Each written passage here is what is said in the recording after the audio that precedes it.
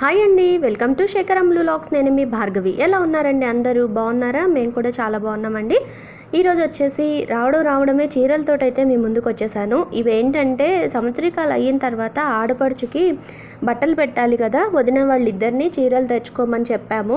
వాళ్ళకి నచ్చిన చీరలు తెచ్చుకోండి అని చెప్తే వాళ్ళకి కావాల్సినవి నచ్చినవి చూసి తెచ్చుకున్నారు. అవేనండి ఈ చీరలు అయితేను. ఇంకా అవి పెట్టొచ్చు కదా ఆ రోజు అని చెప్పనని వాళ్ళనే తెచ్చుకోమంటే తెచ్చుకున్నారు. చీరలు ఎలా ఉన్నాయి అనేది తప్పకుండా కామెంట్ చేయండి. చూస్తున్నారు కదా, నాకైతే చాలా బాగా నచ్చాయండి ఈ చీరలు. ఇది ఏదో పేరు అయితే చెప్పారండి, నాకు గుర్తులేదు. శారీస్ అయితే సూపర్గా ఉన్నాయి. కాస్ట్ వచ్చేసి 1000 రూపీస్ అట. దీనికి హిప్ బెల్ట్ కూడా ఇచ్చాడు. అగో ఇదేను శారీకి బార్డర్ కాంబినేషన్లో హిప్ బెల్ట్ కూడా ఇచ్చారు. ఇది సంవత్సరికాలు మీరే చేసుకున్నారా, మీ ఫ్యామిలీనేనా, ఎవరు రాలేదా అని చెప్పి కామెంట్లో అడిగారు కదా. సంవత్సరికాలకైతే మేము చెప్పడం అందరికీ చెప్పామండి. కాకపోతే ఏంటంటే మా రిలేటివ్స్లో చాలామంది అందరూ పెద్దవాళ్ళు, అత్తమ్మ, రెండో కోడలు, మా అత్తగారు వాళ్ళు, అన్నదమ్ములు వాళ్ళందరూ కూడా పెద్దవాళ్ళు అయిపోయారు ఇప్పుడు. వాళ్ళు ఏంటంటే సమ్మర్ కదా రాలేను మేము ఎండలకి అని చెప్పి అందుకు ఎవరు రాలేదండి. ఇంకా రిలేటివ్స్లలో అత్తమ్మ సైడు అక్క చెల్లెళ్ళు వాళ్ళు వచ్చారు.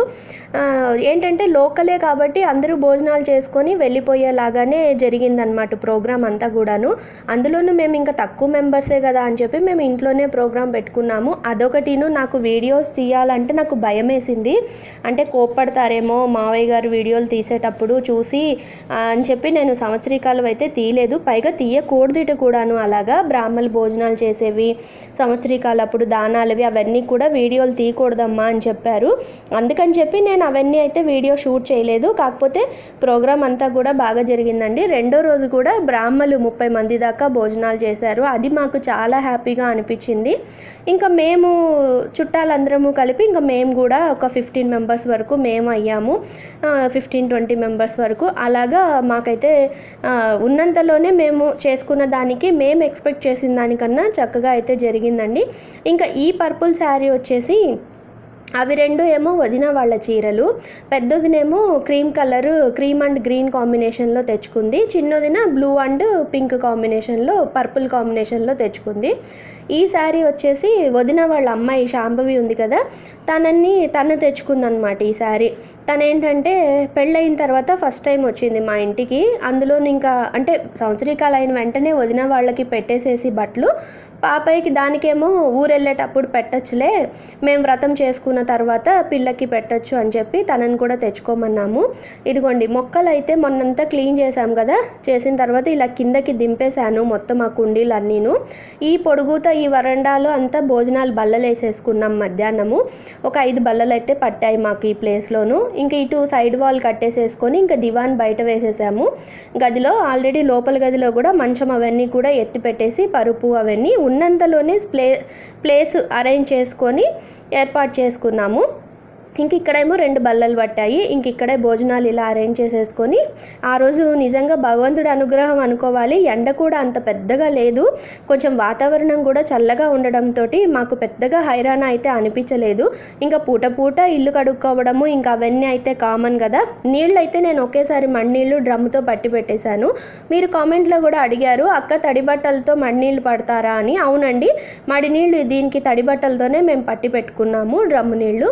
ఇంకా ఈరోజు వచ్చేసి సంవత్సరికాల రోజు భోజనం అయితే బయట వాళ్ళందరికీను టమాటా పప్పు, మామిడికాయ పచ్చడి, లడ్డు, పులిహార, ఇంకా గారెలు, ఇలా అన్ని ఐటమ్స్, సాంబారు, పచ్చడి, పప్పు అన్నీ వేసాము. కూరలు దొండకాయ ఫ్రై, కందా బచ్చలి కూర అలా చేసాము. ఇంకా అవన్నీ మిగిలినవన్నీ బ్రాహ్మణుల మట్టుకు మాత్రం 4 కూరలు 4 పచ్చళ్ళు యథావిధిగా ఎప్పుడు నేను మాసికం వంటలో చూపించేదాన్ని కదా, ఆ విధంగా బ్రాహ్మణులకి మాత్రం భోజనం సపరేట్గా చేపించాము. అంటే 2 రకాల వంటలు అన్నమాట. మధ్య రోజు పెద్ద ప్రోగ్రామే ఉంటుంది, దానాలు అవన్నీను అన్నీ అయ్యే వరకు, మేము భోజనాలు చేసే వరకు 4 అయితే అయిపోయింది ఆ రోజు. ఇది వచ్చేసి పుణ్యవచనం అండి, 3వ రోజు సంవత్సరికాల్లో 3వ రోజు ఇది. ఆ రోజు వచ్చేసి ఉదయాన్నే పుణ్యవచనం చేపించేసి మావయ్య గారు గణపతి పూజ అంతా కార్యక్రమం అంతా అయ్యాక ఫస్ట్ సంవత్సరికం అయితే పెట్టించారు. ఇంకా ఈ ప్రోగ్రామ్ అంతా కూడా కంప్లీట్ అయిపోయింది. దాని తర్వాత పైగా ఆ రోజు ఉగాది పండగతోటి ఇంకా అసలు బయట వాళ్ళు అయితే ఎవరు రాలేదు, మేమే మా రిలేటివ్స్ మాత్రమే మేమే ఉన్నాము. మొత్తం మీద 3 రోజులు సంవత్సరికాల ప్రోగ్రామ్ అయితే కంప్లీట్ చేసేసుకున్నాము. పెద్దగా హైరాణ పడకుండా ఉన్న దాంట్లోనే సింపుల్గా ఇంట్లోనే చేసేసుకున్నాము. ఇంకా సంవత్సరికాల హడావుడంతా అయిపోయింది. పూట ఇల్లు కడుక్కోవడము, అన్నీ క్లీన్ చేసుకోవడము, రెడీగా పెట్టుకోవడము, ఎంత వంటకి ఆంటీని మాట్లాడుకున్నా కూడా వంట ఆవిడని ఇంట్లో పనులన్నీ ఉంటాయి కదా, ఇంకా అవన్నీ అయిన తర్వాత ఇది వచ్చేసి ఆ తర్వాత నెక్స్ట్ డే అనమాట. ఇంకా పొద్దున్నే లేట్గా లేచాము, ఇంకా కాస్త అలసిపోయాము.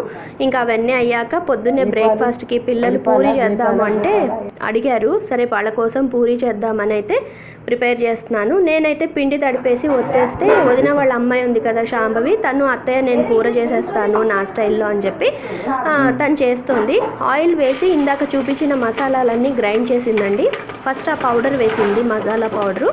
తర్వాత పచ్చిమిరపకాయలు, ఉల్లిపాయ ముక్కలు వేసి వేయించేస్తుంది. అందులో కొద్దిగా కరివేపాకు కూడా వేసేసి ఉల్లిపాయలు అనేవి కొద్దిగా బాగా వేగాలి.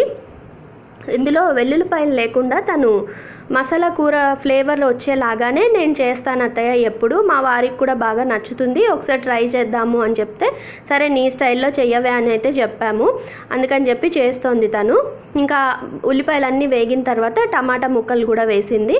అవి కూడా కాస్త వేగాక కట్ చేసి పెట్టుకున్న ఆలు, క్యారెట్ అవి కూడా వేసేసి ఒకసారి బాగా కలిపేసి ఉప్పు పసుపు వేసి మూత పెట్టేసి మగ్గిచ్చేసింది. ఇంకా చిన్నదినేమో నేను పూరీలు ఒత్తిస్తుంటే తను కాల్ చేస్తుంది అనమాట.